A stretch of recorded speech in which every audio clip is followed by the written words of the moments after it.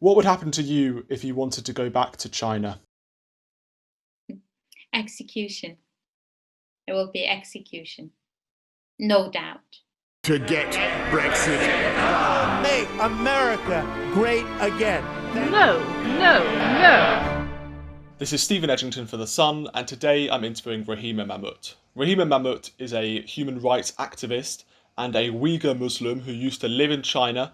She's going to be talking about her extraordinary story, going away from China and the current, what some people call genocide against the Uyghur Muslim population going on in China. So I hope you enjoy this absolutely insightful and fascinating interview about the current issues against Uyghur Muslims in China. Thank you so much, Rahima, for joining us. It's a pleasure. Thank you for having me. First of all, I want to get your reaction to a now famous interview with Andrew Marr and the Chinese ambassador to the United Kingdom at the weekend, where the ambassador was shown some footage of Uyghur Muslims being, forced onto trains, and the footage is pretty shocking. Now, the ambassador didn't really have an explanation to Andrew Marr's question, which was, what is going on here? So I thought I'd ask you, what is going on here?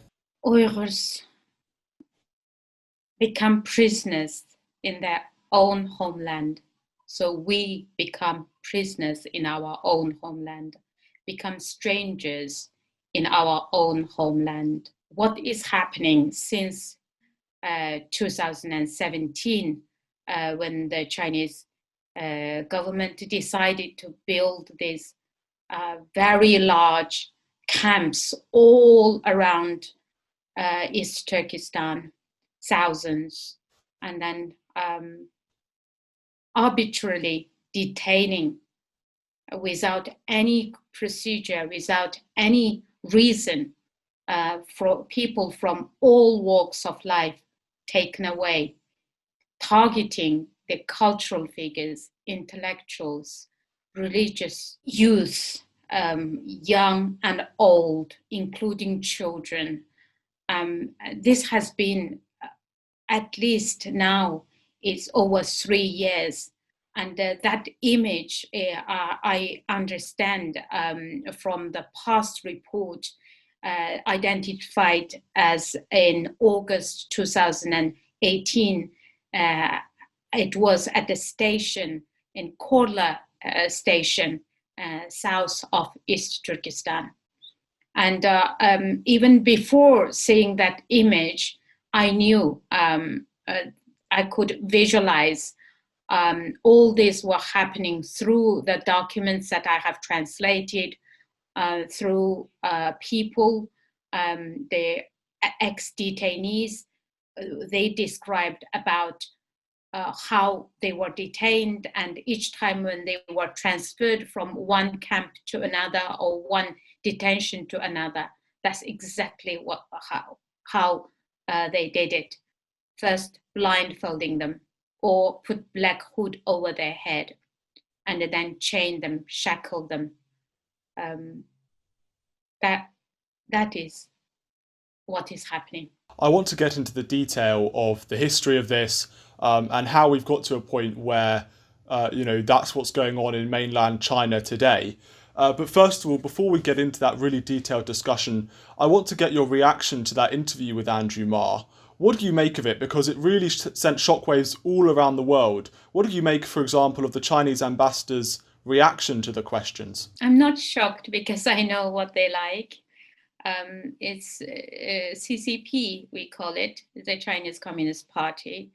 Their principle is lie. Everything, they rule the country with lies, with propaganda. The Chinese have a saying, 睁着眼睛说瞎话. What it means, you just open your eyes wide open, but you just tell the lies. And that's what they do. Even first time in August 2018, when the UN first time openly criticized China, that's actually the very first time, it was all over the news, said that we believe, we acknowledge from all the evidence that we have gathered that you are holding up to 1 million Uyghurs and other Turkic minorities in camps. And the Chinese authorities denied it, said, no, there's no such thing. No. Then 2 weeks later, after, presenting them with mountains of evidence, and they come back and said, oh, those were vocational training camps. So up until now, they're still saying this. I can tell you how they lie, if you allow me to. I was in Tiananmen Square when this student movement in 1989. I was studying in Dalian University of Technology at that time. We were about 2,000 students out of 10,000. We traveled to Beijing to support this movement. And we left the square on the 2nd of June after receiving repeated warnings that the military will be in on the 4th of June. So we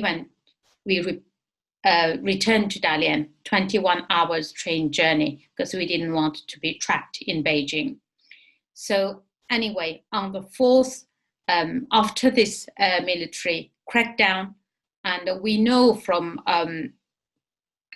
word of mouth that a lot of students were killed, gunned down, tank moved in.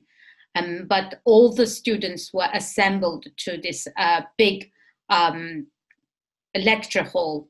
Every lecture hall was full of students. And then on the screen, TV screen, they showed us how the students, or they call it Baotu, the rioters, setting fire on tanks and burning soldiers. And that is the image that they showed all over the CCTV. So the people, all ordinary people who didn't know the truth, believed in that. And they called the students rioters. So you can imagine, this is how they do it. And the second biggest event that happened when I was in my country, the Hulja massacre, 1997, when Uyghurs went on the street to protest against inequality and religious, demanding cultural and religious freedom, peaceful protest, same thing. They deployed the military and opened fire to the protesters, and then followed by mass arrest. And then on television, when you watch it, it's completely made up stories. So you cannot imagine, obviously, for the Western people, if you didn't know the characteristic of these officials, and you wouldn't know, you will be shocked. And for me, I'm not shocked. I just know that is the kind of behavior. In a way, I'm just so glad, through this show that was exposed. Absolutely. And, you've mentioned some really good examples of what's happened in Chinese history that viewers might want to be made aware of. And I really want to take people on a bit of a journey in this interview, starting from the very basics, and then we're going to talk throughout history, as I said, to where we are now, where people are being shipped on trains, and the UN, as you say, is criticising China for detaining so many Uyghur Muslims. Now, I have to apologise for my mispronunciation of all these words, but let's start first of all at the very basics. What is a Uyghur Muslim? What is your background? What is your history? Uyghurs, we are Turkic people, and ethnically we're close to the Uzbek people. If you ever been to Uzbekistan, or if you ever had any, if you know about Uzbeks, that the Uyghurs, we call Uzbeks our cousins. Just even the language is just difference is just a dialect, and culturally we are Turkic. Religious belief, Islam, Sunni, and we have developed our own very unique culture over many thousands of years. And we believe we are the indigenous people of the land of, we call it East Turkestan, but the Chinese government call it Xinjiang. Xinjiang itself is a colonial name. Xin means new, Jiang means border. So Xinjiang means new border or new territory. Why, again, and really another basic point for people at home who might not understand this, why is the Chinese government, why is the Chinese Communist Party, why have they persecuted Uyghur Muslims for the last few decades? What's going on? Why are they doing this? Well, first of all, Chinese government always mistrust. There's a mistrust. They always believe the Uyghur people want their own independence. In order to control the region, because East Turkestan is very rich in natural resources, oil, natural gas, gold, khotan, jade, you name it. And population, very small population when you compare to the size of the land. And especially since this Islamophobia, developed internationally, so the Chinese government suddenly, conveniently, called it, or the Uyghurs are Islamic terrorists or extremists. But if you look at the history of oppression and the atrocities that the Uyghurs faced since 1949, then when you look at the number of incidents, that caused by the Uyghurs, or none of the incidents ever independently verified or examined, because there is just no way you can examine or you verify. It's just a one-party, one-side story. So the Chinese government say that Uyghurs, they did the terrorist attacks, and then because of this, what they call it, the stability of the region. Yeah, safety, stability, and happiness of the people. Therefore, they must eradicate their belief. Islam is a disease. Can you talk about your experiences growing up in East Turkestan or in Xinjiang? Did you notice any differences between how you were treated and how the Han Chinese population were treated? And can you talk a little bit about the dynamic there? Because it's not just one ethnic minority in that region. There's lots of different, ethnic minorities there. So what was your experiences like growing up in China? Since I was born, I just know that, since I learned about, who I am, I know that we were not free. Just one example, I come from a very large religious family. My father is extremely religious, and so my family, all my sisters and brothers, they all prayed. And I remember when I was 5 or 6 years old, that was a time that I was always warned, along with my other siblings, that do not tell other people we prayed. So each time when they did the prayers, because that time there wasn't any mosques. Mosques were closed down. I only learned this later when I grow older, and so they had to lock the gate from inside, and then to do prayers. Around the 80s, I believe, beginning of 80s, everything seems become normal. The mosques opened, people were happy, and I know that there were prisoners in some very remote labor camps, who were sent to remote labor camps during the Cultural Revolution. They returned, and they were told that it was a mistake, that the government made a mistake at that time. So basically, the new leadership made a very different decision to reinstall the agreements that was agreed in 1955 when it was declared as a Xinjiang Uyghur Autonomous Region. Although we didn't get the complete autonomous rights, but compared to the during the time in Cultural Revolution, things got better.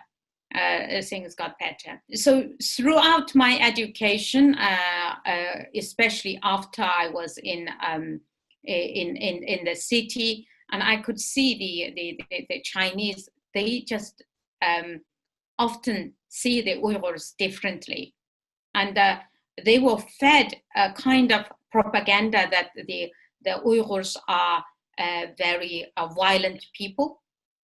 They are violent people, so they always had this kind of what you call it, distance, and kind of very cautious. Then I went to university after I graduated from one of the top 10 university, petrochemical engineering. I came back to Urumqi, and I couldn't find a job in the capital.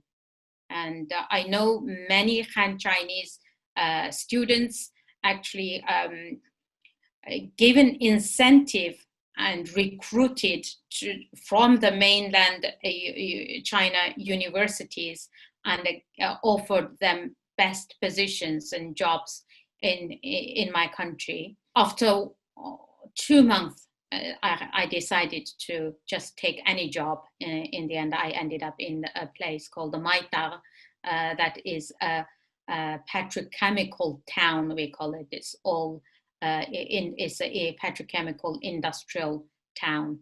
That's where I started my job. And then throughout my my career, I experienced just discrimination after discrimination.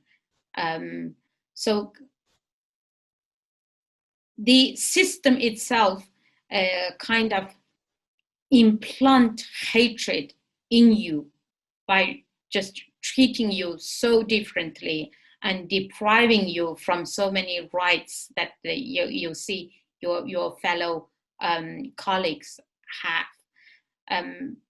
That is a situation. And the turning point for me to leave China was that 1997 Bulja massacre, that after I witnessed that what happened to my people, and many of my relatives and neighbors arrested, and some were executed. And I could see the situation actually not getting better. It was only getting worse. That is when I decided that if there is any opportunity, I will take and I will leave the country. So I left the country in 2000, leaving my 5-year-old boy behind.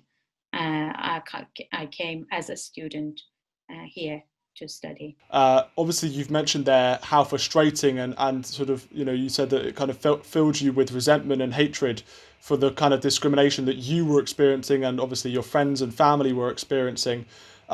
Let's say that you felt at the time that you wanted to protest against the Chinese Communist Party, that you felt that what they were doing was wrong. What could have you expected? What could have you expected to happen to you if you decided to speak out? Impossible. Any peaceful resistance, even when you express your disagreement, immediately you're branded as a separatist. And the separatists carry very heavy sentence, and all causing ethnic hatred. So if Uyghur and the Chinese person had an argument, for example, this is quite normal. Or even, in the family, your sisters and brothers will have argument. And if the Chinese person to report you to the police that you had this argument, and they can make up anything, and then you get arrested, and no one can defend you. How did it make you feel experiencing that discrimination, and also what repercussions did your family and your friends have at the time? This is before you've left China. Did any of your did you know anyone who was getting arrested? Did you know anyone who was feeling this kind of persecution? So first of all, how did that make you feel? And did you know any of these people who were getting taken away? If I say the Roja massacre, that arrest I told you about, 4,000 to 5,000 young, mainly male, arrested after that very peaceful protest. And several of my friends and at that time, my sister-in-law's husband was actually arrested prior to this protest. And he was given 12 years prison sentence. And later I learned he was arrested because they had this religious gathering, and the police raided in one of these houses. That definitely someone informed the police, and then all these men were arrested. And he was given 12 years prison sentence. And later I learned that after he was released after 12 years, because unlike here, when you have 10 year sentence, you serve half. Over there, if it is 12 years, it's 12 years. And then I learned from other relatives that he worked in a kind of toy factory. So in the prison, they had this toy making toys, 15 hours a day. 15 hours a day, the old prisoners work, and without given any money, and food was very, very little food. So they were starved, and they were deprived from sleep. And I'm not going to go into detail about torture, but just being in prison itself. So the Chinese government make huge amount of money, through these prison camps. So in 2000, you make that decision to leave your homeland, to leave your own country, and you came over to the United Kingdom. What were the main reasons behind you leaving your whole family behind, and why did you choose the UK? At the time when I was visiting my mother, my son was 1.5 years old, and my sister-in-law's husband was arrested, and he was later given 12 years prison sentence. And he had a daughter who was only 25 days when he was arrested. And then followed by those arrests continued, and then mass execution that was also reported. Amnesty International reported all those executions, public executions. I said to myself, I don't want my son grow up here and one day also just arrested and disappear like all those young men. In China, especially in East Turkestan, if you want to avoid arrest, then you just have to be absolutely obedient. I later became teacher from 1996. I left my job from ethylene plant. And even when I was teaching, for example, every semester when it finished, every term, we all have to write a report about our work. And there's a very strict format of the report, is that first you thank the party, you thank all the support that you received. And I often felt at even that time, it was torture for me to thank the party, because I didn't see any benefit from this party. I mean, on the contrary, we suffered from their policies.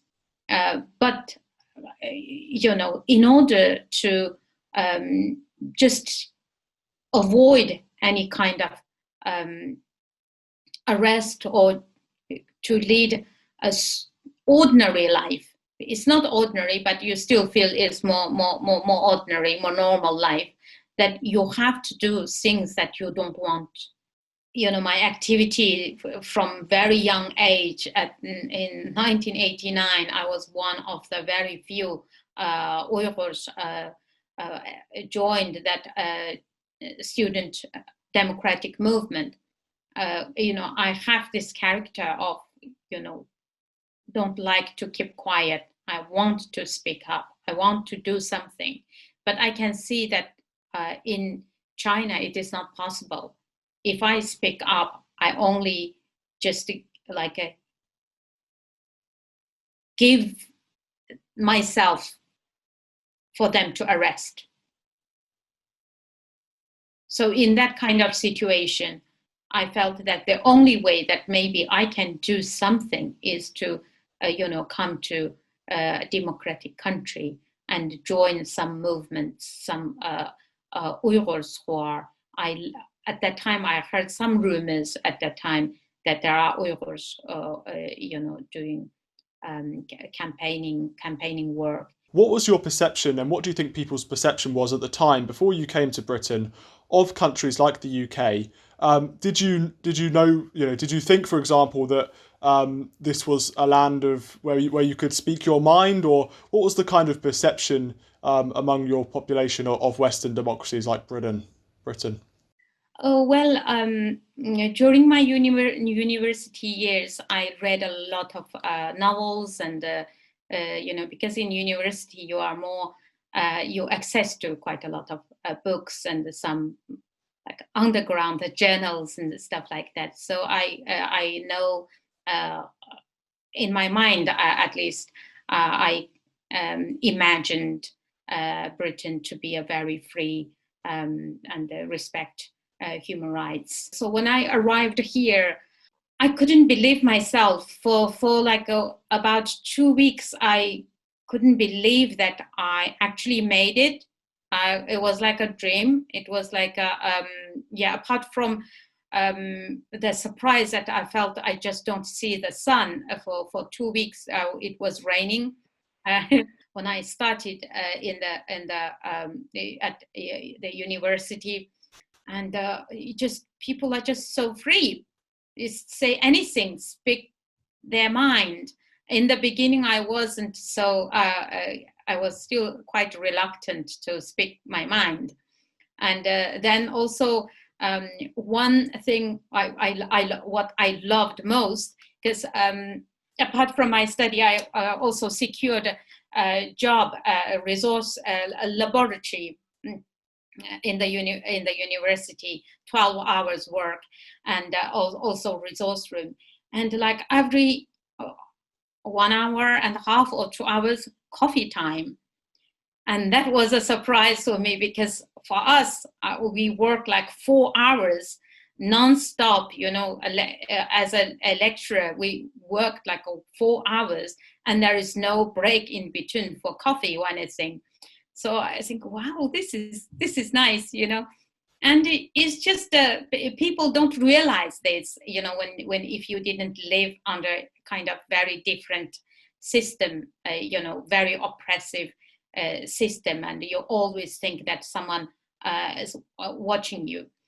When I was teaching, I used to have like a little notes from the students in the front desk. They normally there are about 50-60 students in one class, and the note, when I read it, teacher, there is so and so listening. So they often have the other teachers appointed to come without telling you to listen to your teacher, to your lesson. And in fact, I don't believe they were there to check how good that you are. They are there to check if you are saying anything not in line with a party line. So that kind of you become very, very careful because of that kind of experience, and that become a kind of habit as well. So that was quite a big change. And so when people asked me, well, how you feel, what do you think? And I said, well, despite it's raining all the time and I don't see the sun, but I think this is heaven. People think that I exaggerated, but when you never tasted any kind of freedom in your life, and then when you come to a country, you are just a foreigner and you feel you are just being accepted, and you see so many different people from so many different backgrounds, from different countries. In my class we had so many foreigners like myself, and we just so free. That was a big kind of a taste of freedom. And then gradually I felt that it is safe for me to say things, and I started to speak my mind, telling people, anyone I met, when they ask where you come from, I never said from China, because I feel that I have my very unique identity. I feel that I need to tell people I am Uyghur, and I am from this region called East Turkestan, and we are different. We speak, our language is different, and we are Muslims, etc. Now, you obviously were one of the lucky ones who managed to get out of that awful situation, but unfortunately, many people, including your family, remain under some of the most terrible conditions imaginable.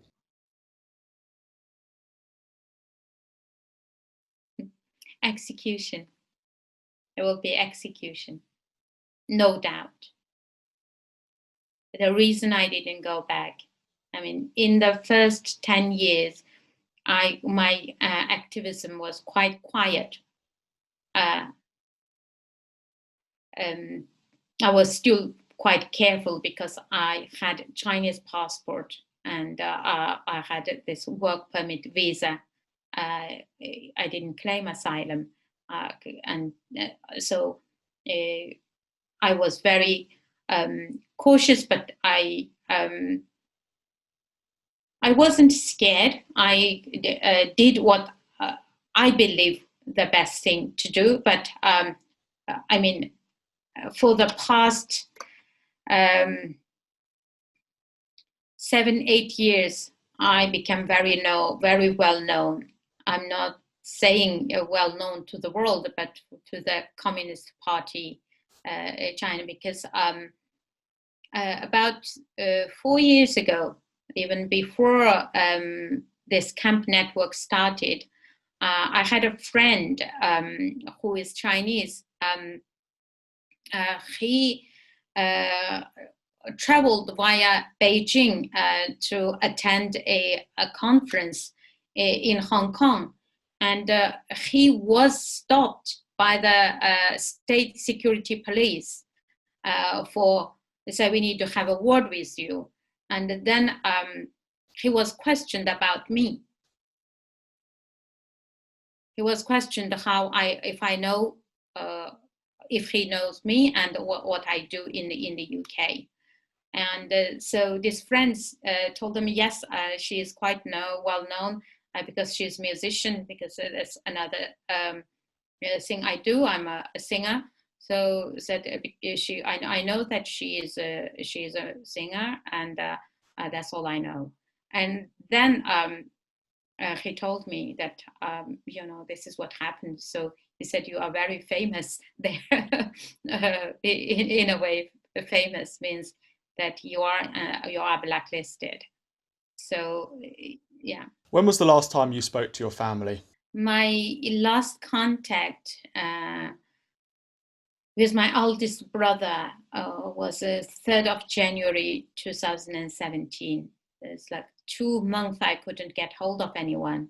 Suddenly, everyone stopped answering my phone calls from the end of 2016. We used to speak over the phone almost every week. I have 9 siblings. I have 4 brothers, 5 sisters. And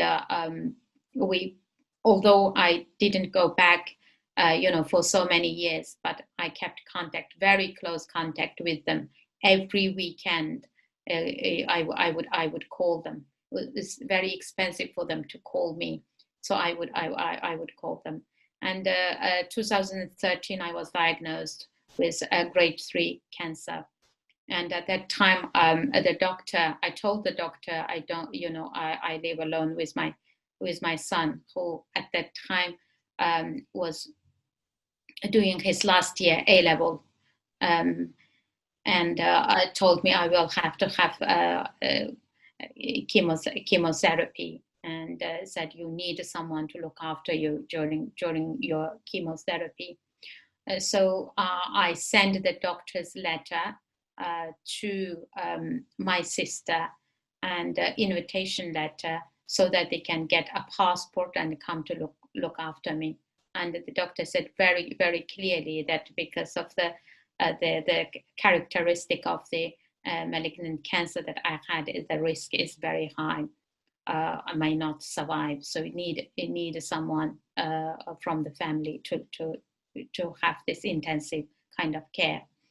And I wasn't allowed to have passport, and therefore no one could come to look after me. And they were very, very sad.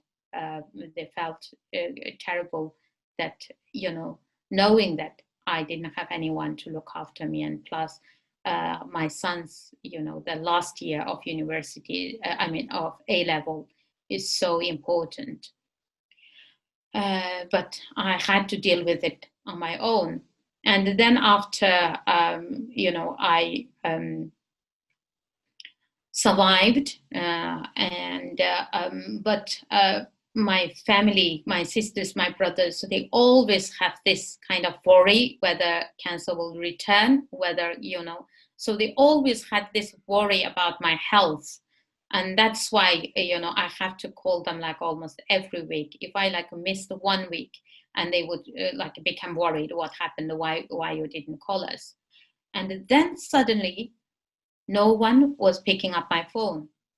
And all at once, including my friends, my uncle, when I couldn't get through to my sister, my brothers, and I called my uncle and with a big, large family, and no one. The phone was ringing, just no one answering the call. And then that was on the 3rd of January, after I repeatedly, I called my eldest brother, because since my father died in 1990, my brother was like a father figure. We were very, very close. So I called him nonstop. I just thought I will call until he answered his call. And then he answered the phone. I said, why no one is picking up the phone? There was a silence. And then he said, they did the right thing. And I didn't ask why. And then he said, leave us in God's hand. So that is the message that I know my brother, my dear, dear brother, who loved me so much, who cared for me so much, wouldn't say that if the threat was not that severe, the consequences is not severe. Means they definitely police been to the house and told all my siblings, including my relatives, that if they dare to communicate with me, then they will be taken or be arrested. There will be consequences. The plan is to incarcerate as many as possible. So they needed to find an even very, very little excuse to go and arrest people. And for that reason, I cannot risk. So I don't know. If you ask me if I know anything about what happened to them, or I only live with hope that, you know, they are alive and they are okay, and maybe one day I will see them again. I want to talk about the word genocide. Many people are calling this a genocide. Dominic Raab, the UK Foreign Secretary, wouldn't quite go that far last week. Is this a genocide that's going on right now in China? Of course, of course. We said in 2017, as soon as we heard this people disappearing in big numbers and taking into this very secret place, and family were not told when they will return home. We know there is something kind of pre-planned devious actions are happening. From the people that I know, I could even count how many they had. It's difficult to even. So I know 2 Uyghurs in this country. They received news about their family died. Someone died from the family soon after released from the camp. And they only release the person when they cannot survive. Sometime, and after the person died, they won't even give the body to the family. And they have been saying that they had a heart attack. And there was one article, Radio Free Asia, the reporter just called up the Chinese police station, the local Chinese police station, and asked how many people died so far in this, re-education camp. And he said, for the past 1.5 years, only 200. Only 200. He used words, only 200. And also the Adrian Zenzi's report about sterilization, the birth control, and all based on the data, the government open source data shows how they are systematically forcing women to, be sterilized. That itself is genocide.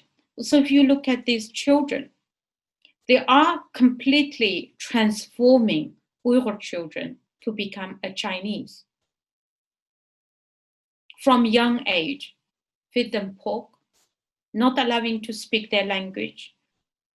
And when they are completely removed from the roots, from its family, from the Uyghur community, and re-engineering them into completely different people. It's estimated more than 1 million Uyghurs are in these camps. China, the Chinese Communist Party, at first they denied the existence of these camps, as you mentioned earlier, until they were shown evidence, overwhelming evidence that they existed. And now they're saying that these are simply re-education camps. They're to prevent extremism. They're to prevent terrorism. Can you give people the reality, a picture of the reality of what goes on in these camps? The re-education, the so-called re-education, it's from the accounts of the survivors, it's a torture camp. We are not saying death camp yet, but it's a torture camp. I translated Sairagu's testimony. She is now in Sweden. She was a teacher. and she was assigned to teach in one of the camps in Olja, where I come from. And there were about 2,500 detainees in that camp. And so from her account, she said there is a rule, it's written rule, one person can only occupy 1 square meter. And in every cell, for 20 people, sometimes the standard cell is 16 square meter. And when people lie down, even how they lie down, there is a rule. They have to lie down on their right side, and they are not allowed to turn. And she said, even if they want to turn, there is no space for them to turn around. And so sleep deprivation, food deprivation, unknown medicine. She said each person, they were given this pill in the morning. And they will, after giving them the pill, they ask them to open their mouths, make sure that they swallowed it.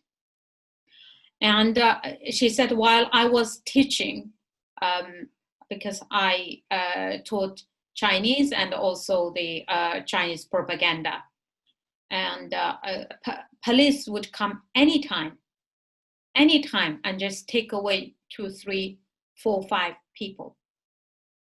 And then they would be taken to a room called the dark room.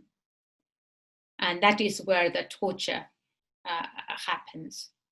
And she said, while I was there, throughout my time, every day, 24 hours, you hear men and women screaming for help.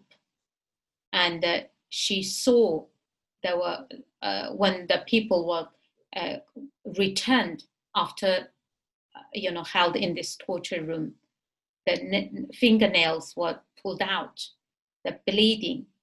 I said their chair has nails underneath, and then when you sit, then when you stand up, you will be bleeding. Your body, you have these bleedings. And she said, even horror films, if you watch horror films, it's not as bad as that. And this is a teacher who is explaining. This is just one of that facility, one of the camps that she taught. It's very difficult to believe. Sometimes I even wish it's all exaggeration. I even wished that people were exaggerating, but from all the translation work, interpreting work that I did for all these ex-camp survivors and also people who served in prison prior to this establishment of these camps, and rape is a culture in prison. Gang rape is a culture. And one of the ladies, I only two months ago we interviewed her. Before the lockdown, about 4 or 5 months ago, and she said, I can tell you 99% of the women, female, were raped, but no one will say I was raped, because of our faith and because of the honor, because of shame. And this is happening.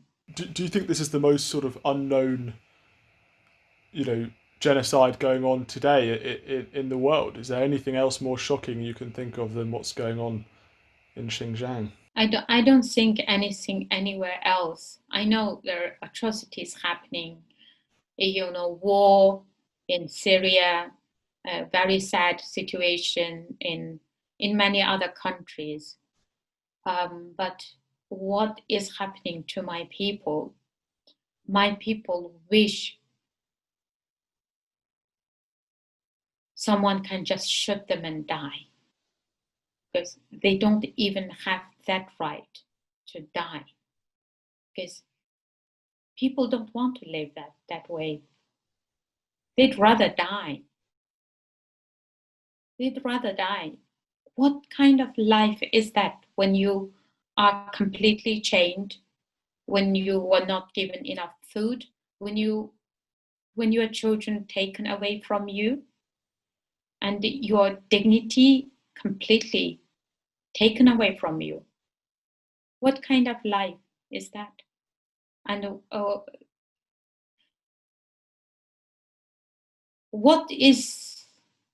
what saddens me most is that despite all these evidence, and even in, as I said, in 2018 in August, UN acknowledged, and yet apart from criticizing, no action was taken against China because of its economic power. And the Muslim world, they actually supported and actually agreed with the Chinese government's claim that these are the extremist Muslims. They say we treat Muslims very well, they are happiest people, but because these people are extremist, how is it possible for 3 million? When you talk about 1 million, that was a number in 2018, and the latest Adrian Census estimation from the government's sources, conservative estimation was 1.8 million, and we believe up to 3 million people might be in these camps. Now some move to these factories, used as slave labor. We know ASPI report, Australian Institute of Strategic Institute, reported in February the report, Uyghurs for Sale. So they're moving those to factories. Now all these big brands, about 80 top brands, including Nike, including Apple, and their supply chains, there are Uyghurs used as forced slave labor. I want to ask one more question just to finish the interview off. And it's such a nasty and horrible subject to talk about, and I'm so so happy that you're able to, I'm so glad that you're able to do that for so long. So yeah, I'm very thank you for that. Let's try and end it if we can. I don't know if it's even possible to, but is there any hope? Do you have any optimism, at least in the knowledge, for example, that take that interview, as I mentioned at the beginning of this interview, with the Chinese ambassador, and I think that really showed to people just the kind of, China has no explanation of what's going on in Xinjiang. So is there any reason for hope? Is there any reason to be optimistic, even if it's just that there are more people around the world talking about this and understanding what really is going on? I believe in people's power. That's why I have been doing what I am doing. If I didn't believe that change can come, I wouldn't, choose this path. Throughout my life, a lot of people actually tried to persuade me, said, well, what can you change? You should just stay quiet, and then in that you can go home, you can visit your family, and protect your child. But I don't believe that kind of silence. I cannot be happy. And I believe anyone living in the free world, if they can take action, even just to talk about it and speak to their relatives and friends and say this is wrong. These are human beings. because I know there's like petitions about dog, the Chinese government, how they, Chinese people eat dog. And a petition, like 5 million signatures, they achieve very quickly. But for Uyghurs, it's very hard even to reach like 100,000. Because I think people cannot relate themselves, with dog, because you have pets and you because it's such an important, for you relate yourself to the animal, but you cannot relate to Uyghur people. They cannot relate that there are Uyghurs living in this country like myself. I could be just their neighbor, but they don't know what I am going through, the suffering. It gives hope also to the people when my people cannot do anything. They are completely paralyzed, by this state terror and control. But even knowing there are people out there, speaking for them, that gives comfort, that gives hope, and that maybe that hope, keeps them alive. And I think that is very important for people in the free world to support and the least offer prayers. And if you want to do more than, for example, change your shopping habit, mindful about the products that coming from China. It says 1 out of 5 shirts are from China. Is made from cotton, and 84% cotton come from East Turkestan. And from the cotton picking to the whole process, the slave labor, forced labor involved. It's not a new thing. This has been, as I told you, the prisoners, it's very often I learned that they were forced to work 15 hours, 18 hours. They were only allowed to sleep 5-6 hours. And yet, for so many years, democratic countries didn't take any action because I don't know whether it was deliberate or whether they just didn't understand what is going on, what has been going on. This is not just the Uyghur people. Of course, we are suffering the most, but also the Chinese people as well, ordinary Chinese people. Anyone who dare to speak differently or challenge, the government, they are same. They killed this Nobel Peace Prize laureate Liu Xiaobo.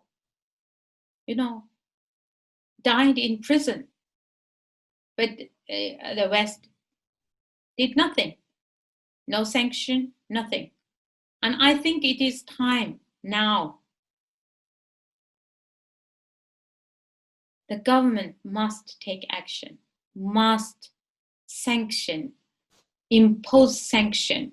We've seen sanctions on North Korea, we've seen sanctions on Iran, we've seen sanctions on so many other countries because of various reasons. Why not China?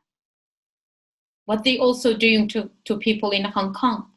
Look at what they how they changed Hong Kong. Hong Kong people, they're terrified. Most of their slogans, today's Xinjiang, tomorrow's Hong Kong. They're terrified.